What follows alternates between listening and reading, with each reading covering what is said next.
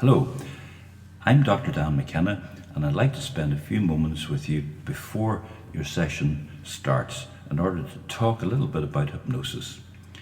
Perhaps also answer some questions you might have in your mind. This will save us a lot of time when your session actually begins. You have a clipboard and paper. Please write down any questions that you might want me to discuss later with you. Now, for you to understand how hypnosis works, it's important to know how your mind works. First, we have a conscious mind, and that's where we are right now. Below that level of awareness, we have something called the subconscious mind, where all our habits live, good habits, bad habits. Good habits are like brushing your teeth 2-3 times a day. Bad habits are choosing maybe unhealthy, sugary and fatty foods.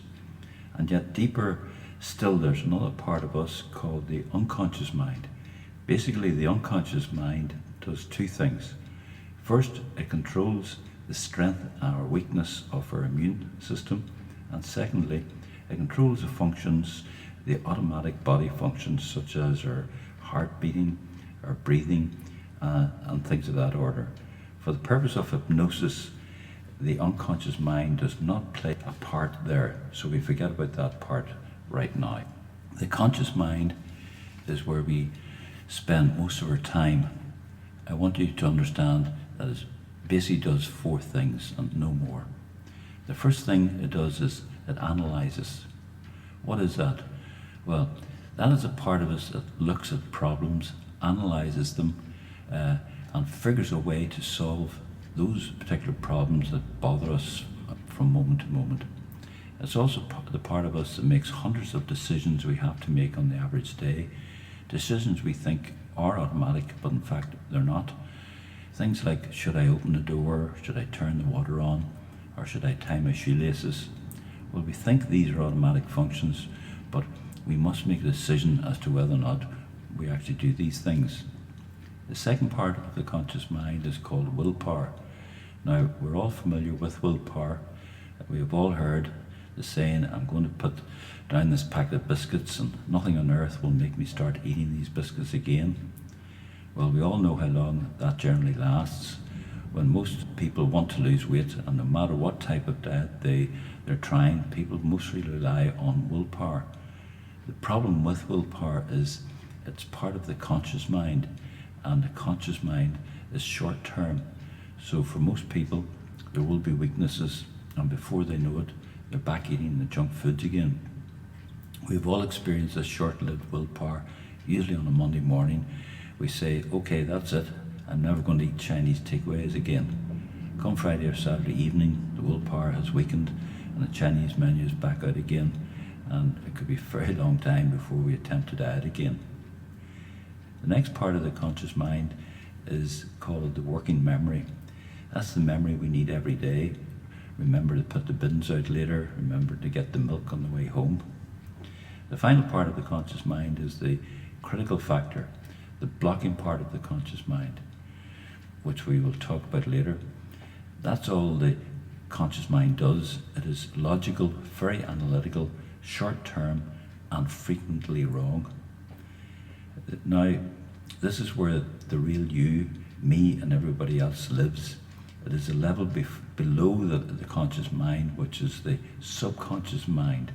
The subconscious mind is extremely powerful. It can make you into anything you want to be, rich or famous, thin or overweight, happy or sad. The subconscious mind can be conditioned over time. For example, when we were children, if we fall and cut our knee, we're given sweets to make us feel better. When we do something good, we are rewarded with sweets or crisps. This condition is reinforced over time until the present day.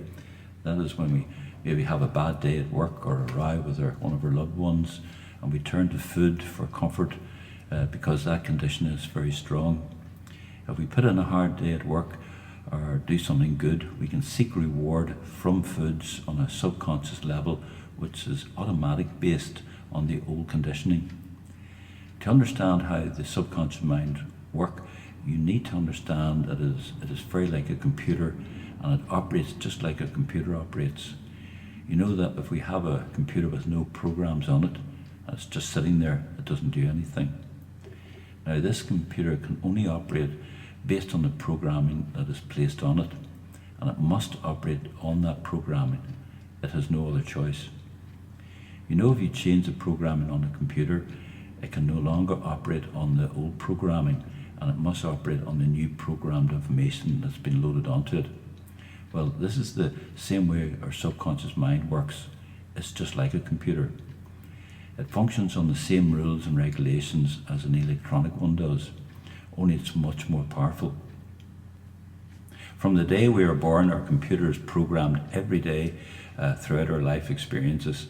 Every day we add programming to our internal computer. Now, the primary rule of our computer is this: it must make us into the type of person that it perceives us to be, based on all the programming that has been placed onto it, and it will continue to be placed into it until the day we die. So what is the operational software for our internal computers? First, it's all our memory since the day we were born. The subconscious mind is like a video camera. Everything that has happened to you, everything that you've ever heard, seen, smelled, or tasted is locked permanently into the memory banks of your subconscious mind. We never forget anything. If there is a reason to, in hypnosis we can access that memory bank, and it seems like we can actually travel back in time. For example, in regression hypnosis, you can travel back and relive your first birthday. Now, this is more than recall. It is actually like as if you were there, and it's happening all over again. You can see what happened, you can smell, you can taste, you can even hear very clearly. We never forget anything in the subconscious, only in the conscious mind. The second programming we have in the inner mind, i.e. the subconscious mind, is habits. We automatically respond in a certain fashion when something else happens. When the phone rings, for example, we don't look at it and wonder, what is that? We automatically pick it up, and depending on our mood, we answer in a certain manner. When we have a cup of tea, a trigger goes off to have a biscuit or a bar of chocolate. When it's the weekend, it can trigger a desire to order fatty foods. These habits are reinforced the more we do them. The reason you are here is because of triggers, association, and bad habits. The next part of the subconscious mind is the emotional part. Of course, we wouldn't want to be without emotions, love and caring and all the other good emotions. But sometimes our emotions get us into trouble. The conscious mind cannot deal with emotions in any way. This is not part of its job. The next thing is in the subconscious mind, and probably the most important part of it, is our protective mind. It must protect us from danger, real or imagined. You see, something imagined by the subconscious mind is just as if it really is happening. It can't tell the difference, and it must protect us against danger. The last property of the subconscious mind is a negative one. Although the subconscious is so powerful, it is the laziest part of us. It doesn't like to do the work that is required to accept positive suggestions, to give change in areas where we would like to have change. It likes to keep things the way they are. It takes too much work to make change in a positive way, and positive suggestions are the most difficult thing to get into our subconscious mind. On the other hand, negative suggestions go in to the inner part just like a hot knife through butter, because it doesn't take any work to accept a negative suggestion. Let me show you how this works. Take a very heavy person and they get out of the shower. They're standing in front of the mirror drying themselves. What do you think they're saying to themselves as they're looking in the mirror? I'm fat. Now, this idea or thought or words go right into the subconscious mind, and the subconscious mind says, yes, that matches the program that I have here, that matches the perception I have of you, therefore accepts the suggestion, so the perception of that person becomes stronger and they become heavier.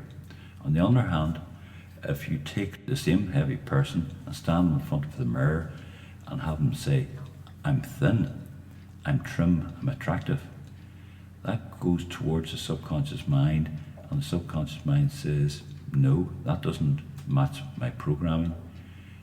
It would take too much work to change my programming, and it's not allowed in. Well, how do we get suggestions into the subconscious mind? Here we use something called hypnosis. Now, what hypnosis does is this: it allows us to bypass the critical factor, the blocking part of the conscious mind. The easiest way to accept a suggestion is to imagine or pretend everything I say is true. Now, when you are in a state of hypnosis, it is not what you expect it to be. Our bodies, if we're using a relaxation type of hypnosis, are very relaxed. But the more we go into hypnosis, the more our conscious mind becomes alert. In the deepest level of hypnosis, your conscious mind is 200 to 300% more alert than you are at this very moment. All of your 5 senses, including hearing, smelling, tasting, and seeing, are hundreds of times better than they are right now. So when you're in hypnosis, you're not asleep, you're extremely alert, probably more alert and clear-minded than you've ever been before. Now, the important thing to understand about this is that the conscious mind takes on a different role when you're in hypnosis. I want you to think of it as playing the role of a guardian or at the gates protecting you. When you receive a suggestion in hypnosis, you hear it loud and clear. Now, when you hear that suggestion, and there are the tools of success or failure with hypnosis, when you hear that suggestion with your conscious mind, you must, and you really don't have a choice, you must make a decision about that suggestion. The decision you make determines whether that suggestion is allowed to enter your subconscious mind or whether it is rejected. If it is allowed to enter, you will have the change that you want to have. If it is rejected, there will be no change. So there are choices. The first one could be when you hear the suggestion, you think or say to yourself, I like this suggestion and I want it. The mental attitude of the conscious level allows that suggestion to go into the computer, i.e. your subconscious mind, and the habit changes. Unfortunately, you have other choices. The next choice could be, well, actually hating the suggestion or feeling that it's something against your morals or beliefs, which would be rejected immediately. But perhaps that suggestion is just a tiny bit uncomfortable for you. Well, if that suggestion sounds just the tiniest bit uncomfortable to you, for any reason, it is automatically blocked by the critical factor of the conscious mind, and it is not allowed to enter the computer, and there is no change. The critical factor will not let anything into your subconscious mind that you do not like, even if it's only a slight dislike of that suggestion. The next choice could be that you're neutral about the suggestion, and you don't care if it gets in, or you don't care if it doesn't get in. It's a kind of meaningless suggestion to you. The conscious mind blocks the suggestion and is not allowed to enter the computer. The only time a suggestion is allowed to go into the computer is if you take the mental attitude that when you hear the suggestion and say to yourself, I like that suggestion, I want it, and that's how easy it is. So here's a great tip. The easiest way to accept the suggestion, which are for your benefit, is this: imagine or pretend everything I say is true, and that's it. The suggestions are allowed so you can have a strong change here today, if you believe in it and if you want it.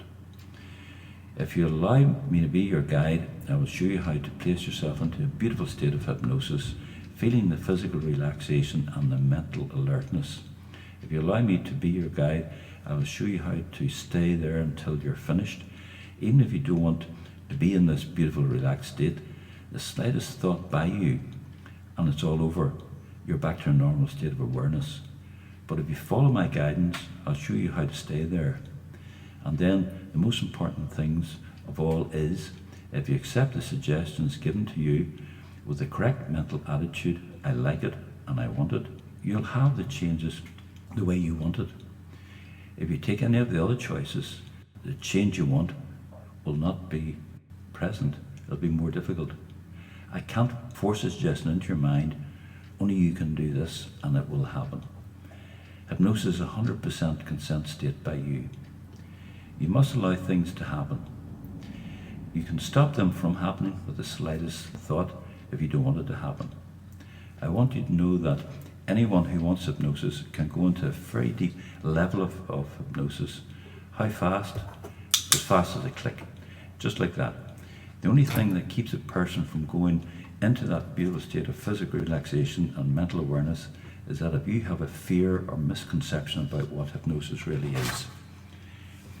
I would like to talk to you briefly about some more common fears and misconceptions of hypnosis. Some people feel that when they're in hypnosis that you're asleep. Well, I want you to know that when your mind is 200 to 300% more alert than you are now at this very moment, it is as far as sleep as you're ever going to get. Hypnosis has nothing to do about sleep. Some people are afraid that they won't wake up from hypnosis, and they won't. I agree with that. I've never seen anybody wake up from hypnosis. There's only one thing you can wake up from, and that's from sleep. In hypnosis, you're not asleep, so you don't have to wake up from it. But remember, you have those 4 choices. When you hear a suggestion, and the only time the suggestion is allowed into your computer is if you say, I like it and I want that suggestion. I can't force a suggestion in, I can't control you. What mental attitude you take when you hear a suggestion determines success or failure. Some people have the misconception that they will tell me all their dark secrets when they're in hypnosis. For the same reasons of mental alertness, you're in more control of all those things yourself whilst in hypnosis than you are right now. If you don't want to tell me something, then you simply won't. If I were to ask you for some information that was none of my business, you simply would tell me it's none of my business. So no one can make you divulge any information that you want to keep to yourself. Some people say that all sounds reasonable, but I've seen a stage hypnotist work, and I know he was controlling those people on the stage.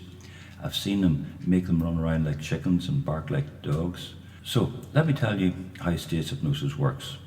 When the stage hypnotist comes out and gives a short lecture on hypnosis, saying he is showing the entertainment side of hypnosis, and there is a clinical side, he tells the people really good subjects are those individuals who have the best ability to imagine, a wonderful imagination and ability to concentrate.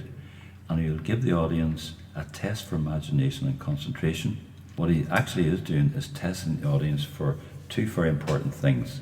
First, who goes into hypnosis quickly, and more importantly, he's testing those people to find out who wants to have fun and who are uninhibited in the public. Those are the people he invites up onto the stage.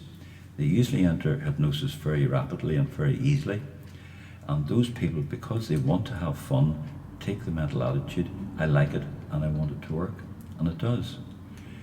Many times on the stage a person will think they don't want to do certain things, and when it comes the time to actually have it happen, they don't have the correct mental attitude and the suggestion is ineffective. These people, the stage hypnotist sends back to their seats, or if it's a long passage through the show, he'll let them just sit in the chair and ignore them for the rest of the show. Stage hypnosis operates by the same rules as clinical hypnosis. You always have the choice as to whether or not you want to take a suggestion. If you don't want it, and truly don't want it, it will be rejected and there will be no change. So you see, hypnosis is up to you. If you accept the suggestion with the correct mental attitude, I like it and I know it'll work, yes, it will be 100% successful. Before I finish, I just want to go through a few things. You will not be asleep. In fact, you'll be aware, i.e. 200 to 300 times higher than you are right now. You will hear cars in the car park, people banging doors, cars beeping their horns. In fact, anything that happens, you will hear it, but it won't affect or bother you in any way because you know that's what you're supposed to hear. We have helped many people just like you sitting here in the clinic, but there's one thing that you really need to do for yourself. That is, go into this session with a strong mental attitude and open up your mind and follow everything I asked you to do with 100% conviction, and the rest will be easy. I will talk you through every step of the way. I know you're going to enjoy our session. Thank you for giving me this time with you, and if you want me to answer any questions you have, I'll do that. And thank you.